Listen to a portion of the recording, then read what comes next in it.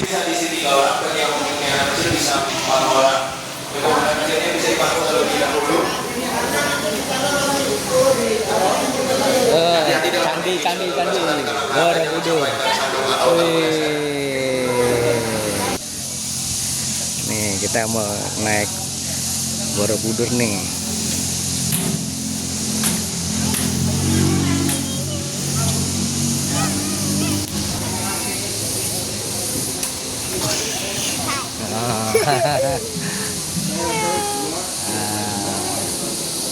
Mana mama? Oh ini Ica.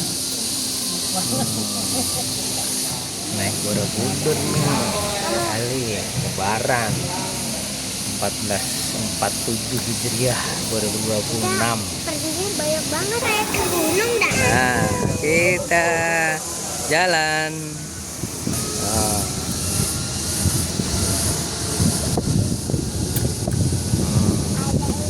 Ali. Halo.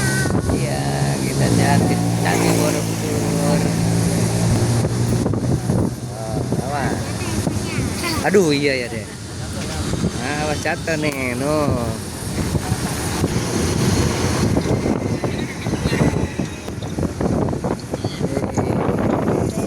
Awas sebenarnya. Oh.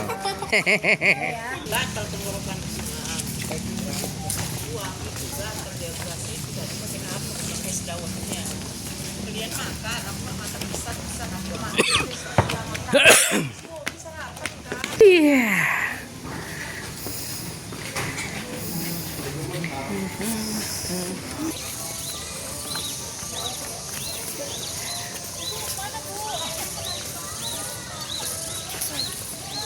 Ih, ada yang pakai payung.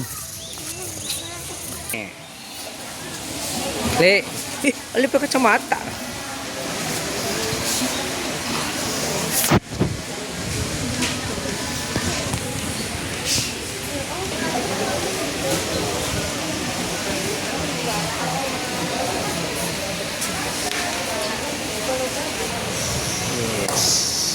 Ini datang kali lagi ke Borobudur liburan lebaran 1447 Hijriah 2026. Sekeluarga kita naik ke Candi Borobudur, Magelang, Jogja.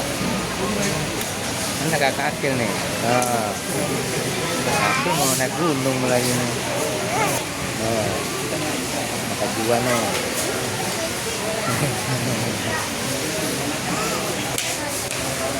No karate no. Ca. Dadah. Mantap. Kita ke Borobudur. Naik ke atas.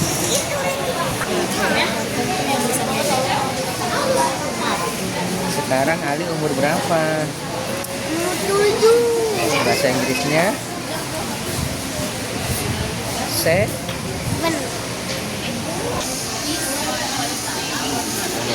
tahu.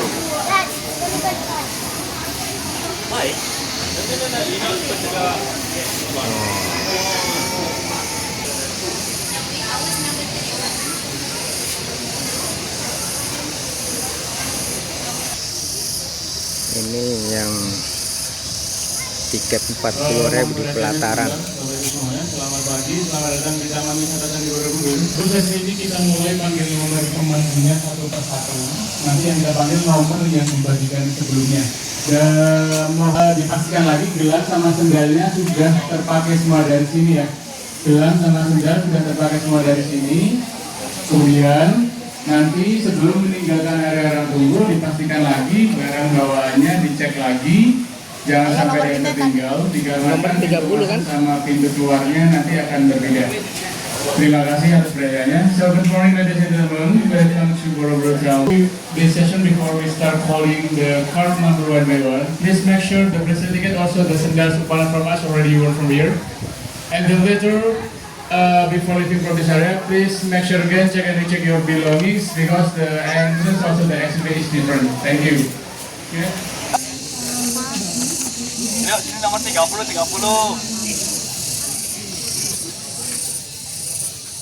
Ya, saya ucapkan selamat pagi, selamat datang di Borobudur, Bapak Ibu, Mas Mbak, teman-teman semuanya.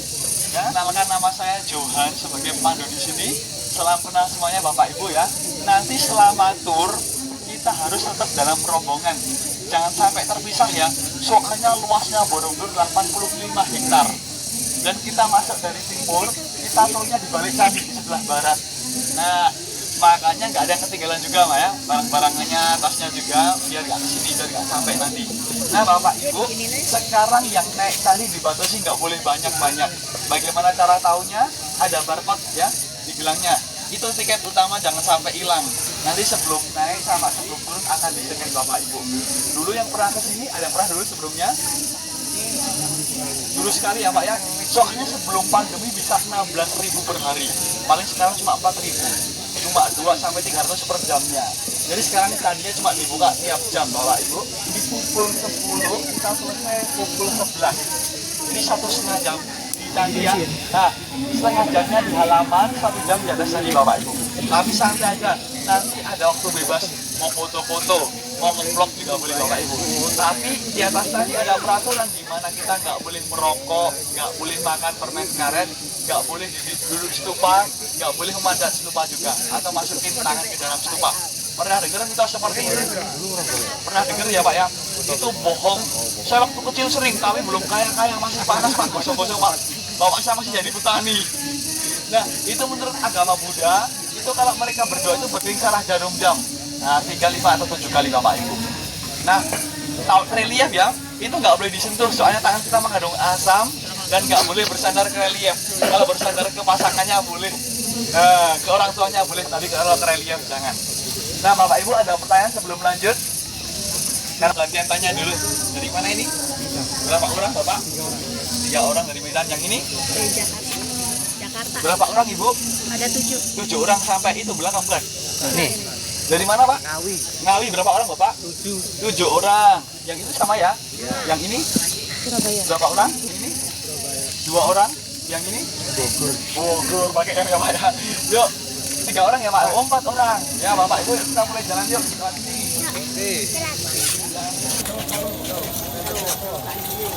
Oh, nanti kita menuju candi nih. Candi Borobudur tadi di depan. No, candinya no. Set.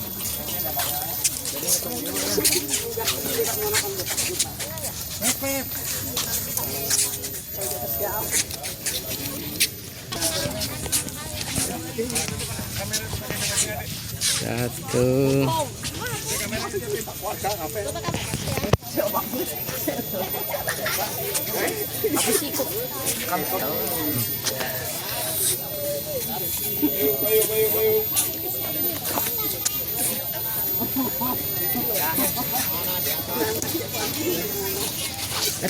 Namanya siapa? Ali. Sini Dek, sini kalau lihat foto Ali depan. Yang belakang ada siapa namanya? Wah, Al sama Ali ini kembar ini namanya ya. Nah Bapak Ibu, ini saya udah siapin foto-foto tentang Candi Borobudur. Jadi Bapak Ibu kesini itu dapat cerita juga, nggak seperti dulu cuma kesini main-main foto-foto terus pulang. Nah ini sejak 3 tahun yang lalu. Jadi kunjungan Bapak Ibu ada ilmunya juga. Nah Bapak Ibu, ini Borobudur dari atas seperti ini, kita nyebutnya simbol mandala. Borobudur itu seperti pusat alam semesta yang terdiri dari kotak dan lingkaran, 10 lantai. Jadi orang-orang Buddha itu mereka belajar lewat candi ini. Karena setiap relief, setiap lantai ada ceritanya masing-masing. Ini kitab-kitab mereka yang dipahatkan. Nah kalau orang Buddha ke Borobudur, naiknya dari timur, keliling 1 lantai. Naik lagi keliling, naik lagi keliling 10 kali Bapak Ibu. Bayangin aja nanti kalau mereka berdoa sama belajar berapa jam selesai. Tapi nanti kita nggak seperti itu, ada jalan pintas sampai nirwana Bapak Ibu. Nah ini nanti kalau cuacanya cerah, kita bisa lihat 2 gunung di sebelah timur, Merapi sama Merbabu. Ini inspirasi saya waktu kecil menggambar Merapi, Merbabu, tengah-tengahnya matahari terbit sama sawah. Nah semoga nanti cerah, kalau cerah bisa kelihatan nanti ini. Nah, dulu ada tambangnya Bapak Ibu, ini dulu 1 kilometer dekat rumah saya ini ada pertemuan Sungai Progo sama Sungai Elo. Mereka itu percaya seperti simbol sungai suci di India, Gangga dan Yamuna. Nah, di sini kita membuat sekitar 2,5 juta blok batu. Nah, ini Al sama Ali tahu nggak kira-kira nyusun batunya gimana? Dulu kita nggak punya semen sama lem, kira-kira gimana? Ali gimana Ali? Nggak pakai Bikin nasi? telur.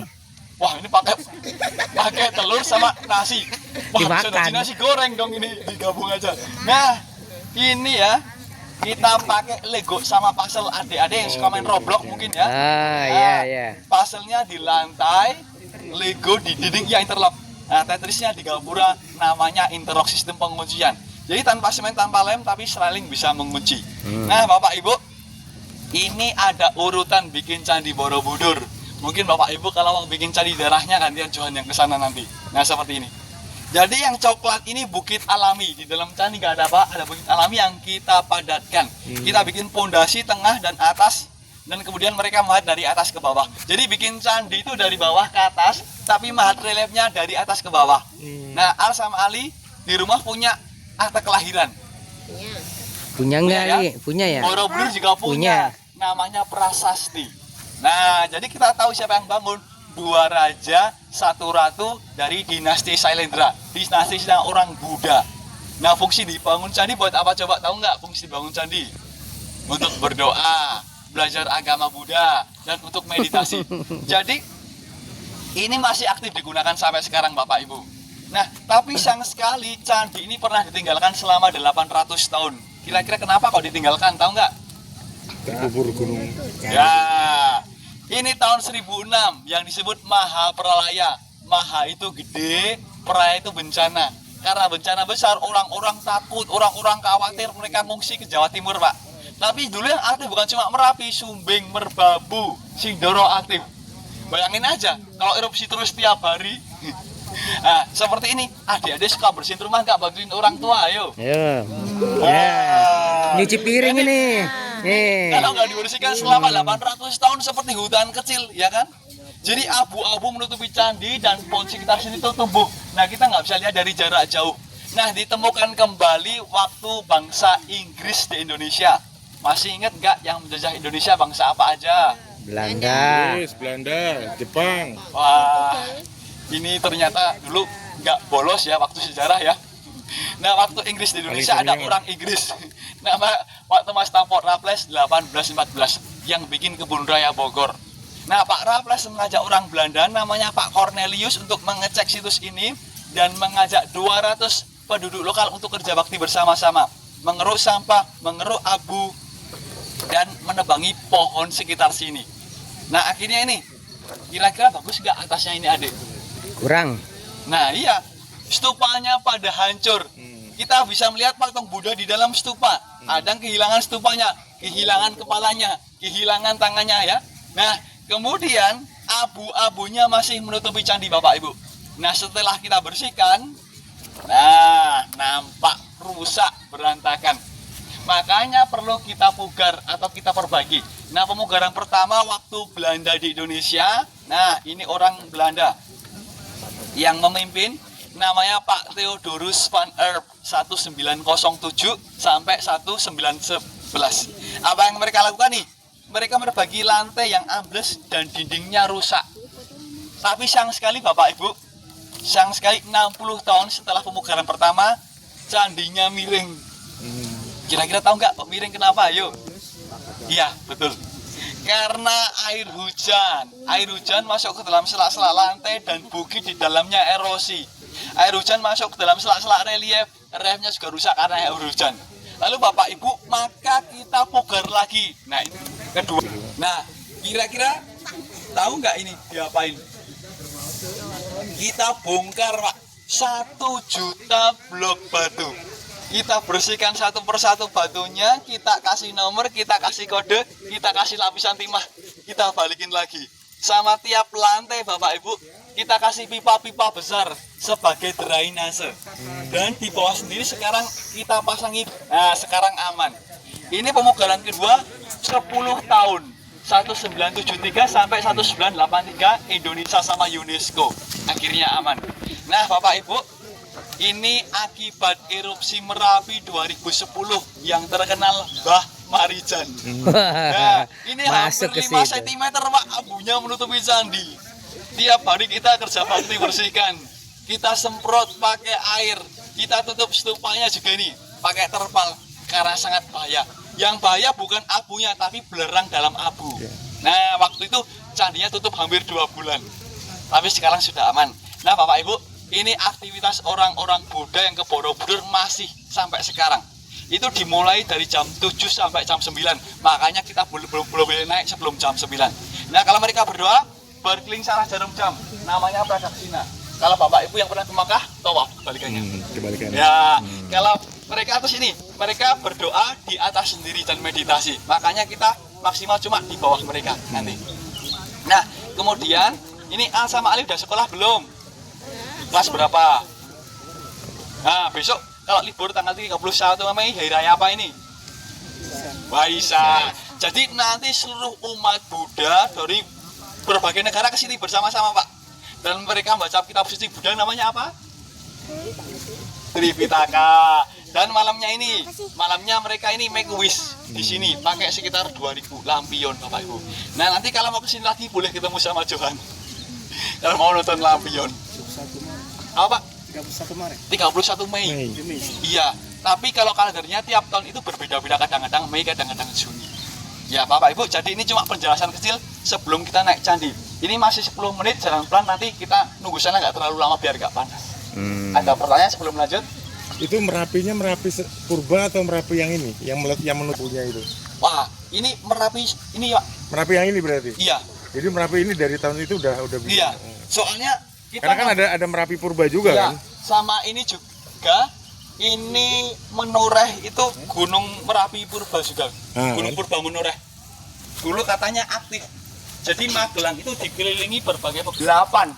Tapi nggak terlihat semuanya. Merapi, Merbabu, Sumbing, Sindoro, Andong, Telomoyo, Menoreh, dan lain-lain. Ya, jadi Magelang itu terdiri dari 2 kata Maha dan Gelang. Maha itu, Gelang itu lingkaran gunung-gunung. Ya. Ini bukan di Jogja ya, di Magelang. Yuk lanjut lagi yuk. Oh, kita dari Jogja masalahnya. Untuk sakingan dan sama kontribusinya kita minta pohon di sini. Sama ini juga. Ini pohonnya bukan dari Indonesia, dari India. Pohon apa itu? Bodhi, BODHI. Hmm. Salah satu pohon penghasil banyak oksigen. Jadi Bapak Ibu ya rumahnya pengen asam tanganin 1 di depan rumah tidak panas. Kalau sosis dari mana? Pohon sosis dari mana tadi? Afrika. Oh, ini pohon sosis. Mana yang ada gelantungannya ya? Mana? Ada gelantungan tuh. Mana sih? Astagfirullah, itu punya kan yang bergelantungan tuh. Buahnya.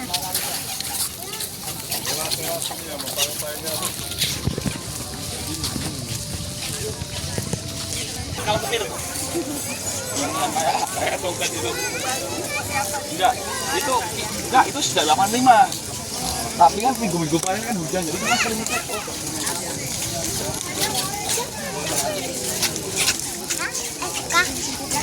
Kena.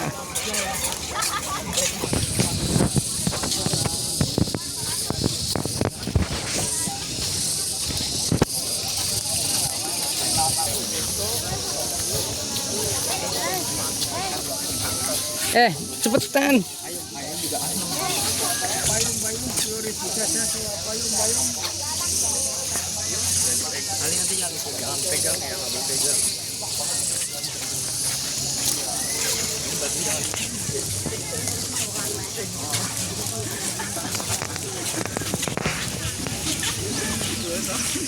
Olahraga yang ini ya akan membakar sekitar 2-300 kalori. Nah, sama ini, tahu nggak ini warna biru sama putih. Ini Borobudur tuh nggak boleh dirusak. Ini jadi ini diatur seperti ini. Nah, makanya nanti kalau ada perang dunia ketiga, mengungsi di sini aman. Sama ini ya, lihat yang warna biru itu Borobudur masuk dalam warisan budaya dunia UNESCO nomor 592. Jadi bukan seperti waktu kita kecil, 7 kejuaraan dunia sudah naik tingkat. Dan di bawahnya ada undang-undangnya itu ya. Nah, ada dendanya 5 miliar. Jadi harapannya ketika kita naik juga harus hati-hati. Jangan sampai kaki kita, tangan kita merusak bangunan atau reliefnya. Itu ada tulisannya itu. Oh, mulai naik ke candinya. Ada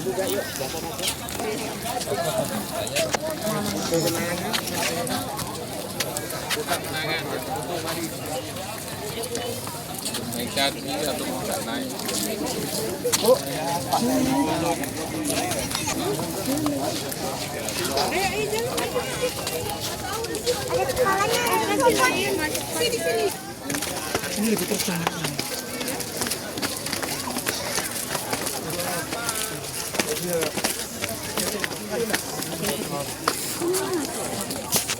Oh, dititip di depan atau naik? Ali. Ali.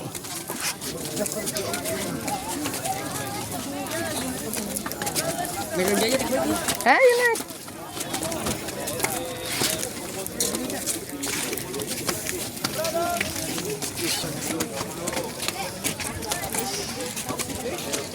Di atas bukit karena di dalam candi nggak ada apa-apanya, nggak ada ruangan, jadi orang-orang Buddha kalau kesini tuh nggak tidur, mereka berdoa dan belajar lewat relief, berarti salah jarum jam. Nah, kalau orang-orang Buddha tinggalnya di sini ada wiharanya dekat Candi Mundur depannya. Nah, di sini sendiri kita punya 4 kitab Buddha, 1, 2, 3, 4. Kalau mau belajar semuanya kita harus berkeliling sarah jarum jam, sekali muter, sekali muter, sekali muter, sekali muter. Tapi kita nggak punya waktu, nanti kita nggak seperti itu. Nah, Bapak Ibu, kenapa kok kitab-kitab mereka dipahatkan? Nah, dulu orang-orang belum bisa membaca kitab-kitab mereka, bahasa Sanskerta dan Pali. Jadi kita cuma lihat sekilas saja. Nah, Bapak Ibu, ini cerita yang paling terkenal di Borobudur tentang Pangeran Siddhartha atau Siddhartha Gautama. Nah, dia itu anak raja, Bapak Ibu. Tapi kenapa dia keluar dari kerajaan? Karena dia bosen ternyata enak-enak di kerajaan. Seperti mungkin kadang-kadang kita tiap hari rumah makan terus, itu kan bosen ya Bu ya. Ini keluar di kerajaan. Tapi di luar kerajaan dia bertemu 4 situasi yang mengubah hidupnya. Pertama, dia melihat orang minta-minta. Kedua, lihat orang yang kurus, yang sakit. Nah, ketiga, dia lihat orang meninggal. Yang terakhir, dia melihat petapa. Jadi Siddhartha berpikir, oh ternyata hidup itu berputar. Dia nggak sadar, ternyata enak-enak di kerajaan itu nggak tahu kalau di luar seperti ini. Akhirnya dia keluar dari kerajaan, dia menjadi petapa. Nah, Bapak Ibu, terkadang rencana hidup itu berbeda dengan apa yang kita harapkan. Mungkin Bapak Ibu berharap anaknya jadi sukses, jadi orang memiliki pendidikan yang tertinggi, tapi terkadang situasi berbeda. Tapi harapannya Bapak Ibu, kita selalu harus memberikan dorongan yang baik untuk anak-anak kita. Walaupun kita nggak tahu tadi, bisa Bapak Ibu, oh anak saya, tapi kalau akhirnya jadi pilot, biarin. Yang penting kita harus berikan yang terbaik, tapi kita juga harus sadar hidup itu berputar. Yuk, kita naik ke sini. Yuk.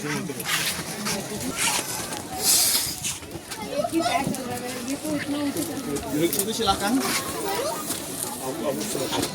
Ali. Ali. Duduk situ ya. Sambil ngasuh minum-minum dulu, duduk situ. Berarti nggak ngoyo ini dah. Nggak capek kok kita, ini pelan-pelan, nggak langsung naik. Duduk situ dulu silahkan sambil minum-minum Bapak Ibu. Ayo jalan sana dulu, jangan di jalan.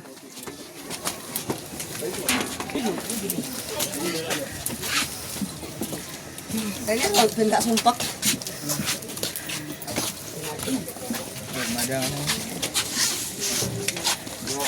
Sini bang, sini bang. Yuk kita foto sini, gantian dulu yuk.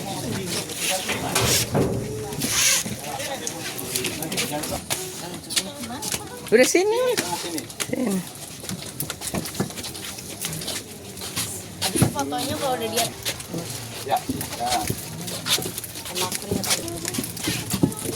Siddhartha Gautamanya itu ada di atas. Semangat li, kacamatanya dipakai.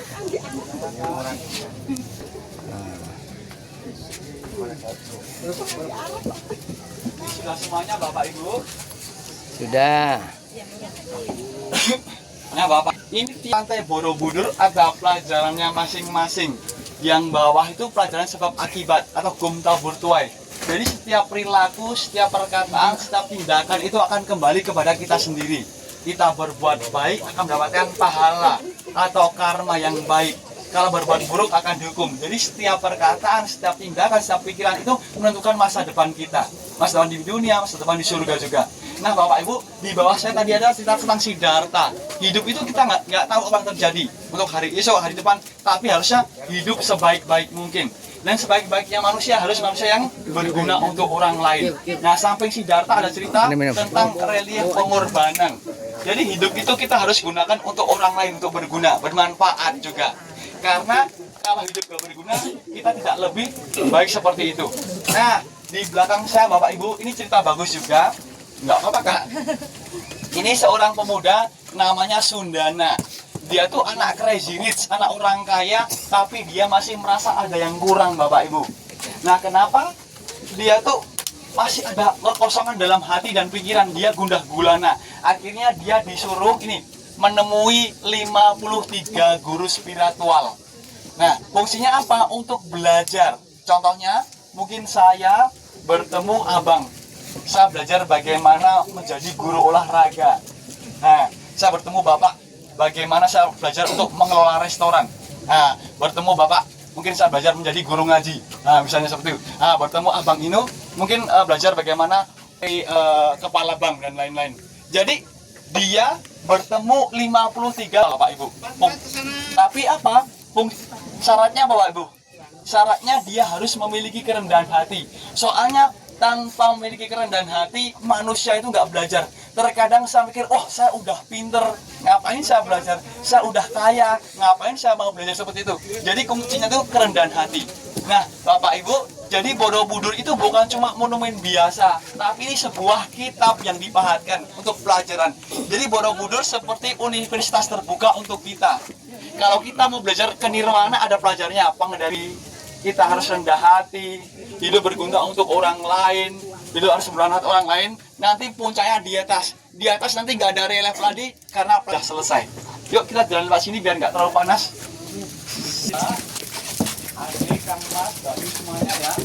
Ini kalau kita lihat ke lantai semuanya, kira-kira seperti apa batunya? Ada huruf L, huruf T ya. Ya ini kita namakan puzzle. Puzzle-nya di lantai, ini legonya di dinding. Ada 2 batu, kita kasih lubang, nanti ada penguncian batu lagi. Kelihatan ya? Seperti itu.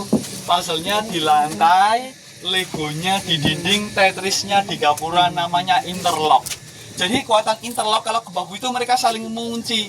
Tapi sayang sekali nih, patung Buddha tanpa interlock gampang jatuh dan patah. Yang rawan patah bukan cuma hati ya, leher juga bisa, tangan juga bisa. Ada juga yang jatuh dulu diambil orang. Bapak Ibu dulu orang-orang sini tuh gampang, tanpa tiket bisa. Jadi mereka tuh kesini dulu katanya lomba-lomba untuk mendapatkan souvenir. Nah, mereka mencari kepala Buddha. Karena nggak mungkin bawa satu kan berat. Nah, Bapak Ibu ini bukti kalau sudah rusak kita bisa ini ketemu kepala baru kita bisa ini perbaiki. Tapi ini harus yang asli ya. Ada namanya teknik anastilosis. Kalau yang nggak asli nggak boleh. UNESCO bilang no. Kita harus pakai yang asli. Nah, Bapak Ibu nanti masih ingat waktu dulu pemugaran kedua kita bongkar 1 juta blok batu ini. Tiap batunya kita kasih nomor. Kita kasih kode kelihatan ya. Nah, sama tiap lantai Bapak Ibu kita kasih lapisan timah ini. Masih ingat berapa tahun bikinnya ini proyeknya? 10 tahun. 1973 sampai 1983. Indonesia sama UNESCO memakan biaya 25 juta US dollar. Kalau nggak salah dulu dirupiahkan 11 triliun Bapak Ibu. Tapi kita harus bangga karena Indonesia 70%, 75%, UNESCO 25%. Nah Bapak Ibu, kalau ini saluran air zaman dahulu. Ternyata nenek moyang kita sudah pintar ya memikirkan bagaimana kalau tadinya ini hujan. Ada saluran air, talang air. Tapi sekarang nggak berfungsi karena sudah ada lapisan timah. Jadi dulu air hujan mancur, terus di sela-sela batu tuh dulu ada natnya. Bapak Ibu tahu nat ya? Waterproof. Nah, itu terdiri dari tanah liat, batu kapur, sama air. Contohnya mamanya Al sama Ali kalau bikin adonan kue, nah seperti itu. Ini pakai batu kapur sama apa? Air. Nah, bikin adonan kue, dileletin sini Pak. Jadi nat. Nah, jadi kalau air hujan mengapung keluar lewat situ. Nah, tapi sekarang nggak berfungsi karena sudah renggang. Jadi bawahnya sekarang udah ada lapisan tanah sama pipa-pipa besar. Yuk lanjut sini Bapak Ibu. Tadi kan mungkin ada yang tanya Mas mana batu-batu baru. Nah, Bapak Ibu, ini bukti Borobudur itu ada batu-batu barunya di pemugaran kedua ini, Bapak Ibu ya. Setiap batu kita kasih titik putih, kelihatan ya titik putihnya ini. Nah, ini batu baru. Jadi batu baru kita bat kasar kasih titik putih. Jadi kalau reliefnya nanti rusak atau hilang, kita kasih ini batu baru. Makanya kenapa kita nggak boleh bikin apa?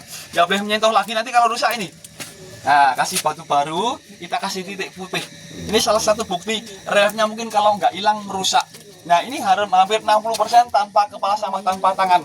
Kenapa kita nggak bikin baru lagi? Karena ada undang-undang cagar budaya, nggak boleh bikin relief baru. Kita harus jaga asli. Nah, kemudian bagaimana nih? Warnanya kok reliefnya putih-putih? Ini bukan karena skincare ya, ini karena air hujan. Nah, dulu sebelum ada ini, air kan masuk ke sini, masuk ke relief. Nah, makanya setelah ada ini, nah reliefnya aman, airnya akan mengalir ke sini. Lanjut.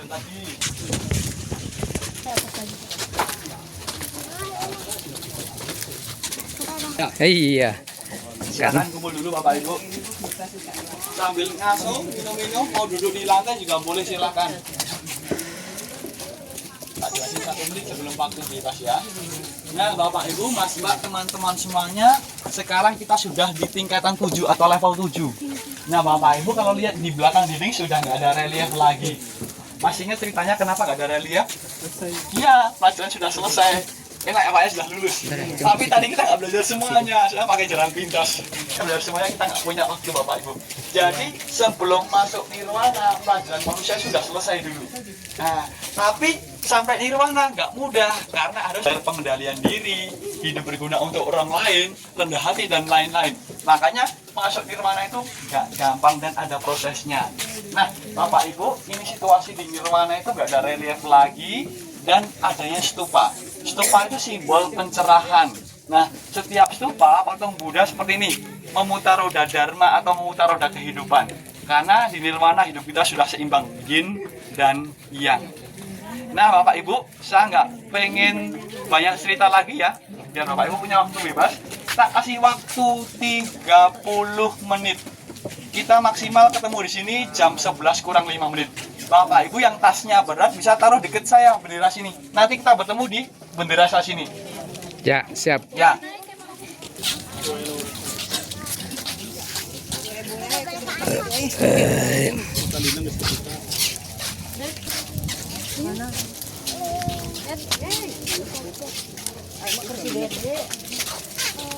Ketemu mama.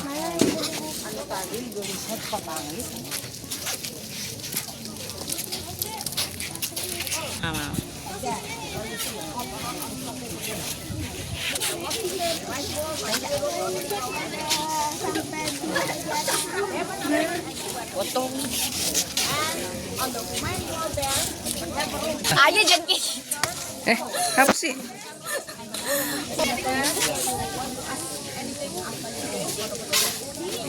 Teleponnya Akil mana? Kita tawaf di Candi Borobudur.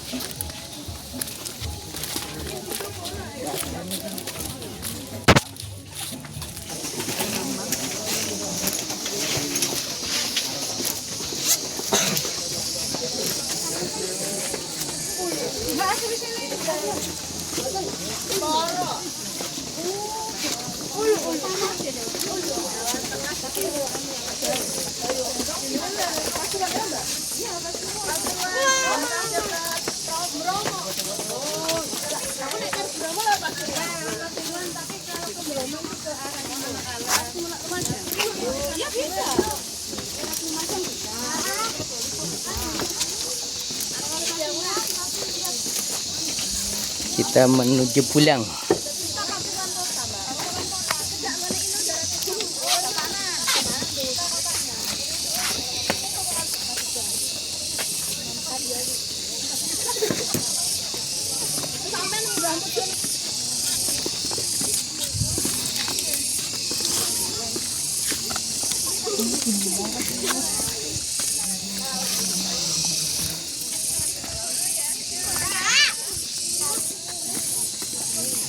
Kita sudah selesai ke Candi Borobudur, Magelang, Yogyakarta.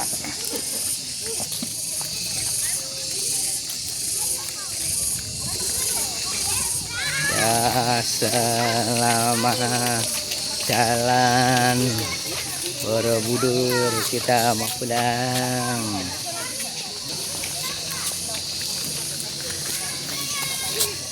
Wih, masih turun lagi. Masya Allah. Pegang kan? Udah terus.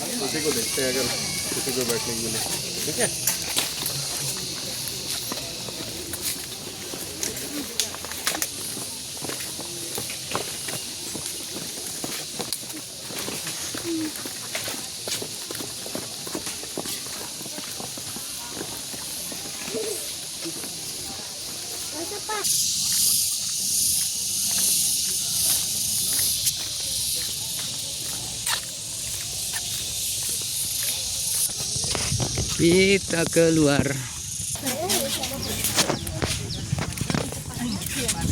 Ini pena lokasi Candi Borobudur. Kita di tahun 2026 sudah menaiki Candi Borobudur dalam rangka liburan Lebaran 1447 Hijriah. Sehat selalu, amin. Kita keluar dari Candi Borobudur nih. Alhamdulillah selalu sehat. Amin.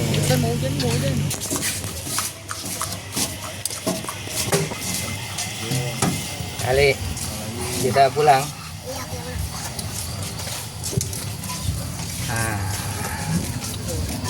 Kak Adi nggak kelihatan mukanya. Ali. Nah. Ini yang mau nganter anak ke Sindoro, Gunung Sindoro. Oh, Puncak. Kita yang sebagian pulang. Panjang-panjang. Semangat nih, semangat nih.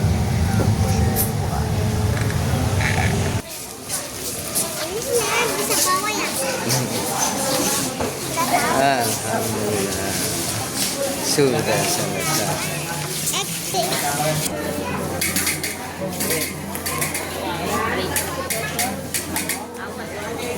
Belakonnya berapaan, Bu? Saya udah punya, Bu.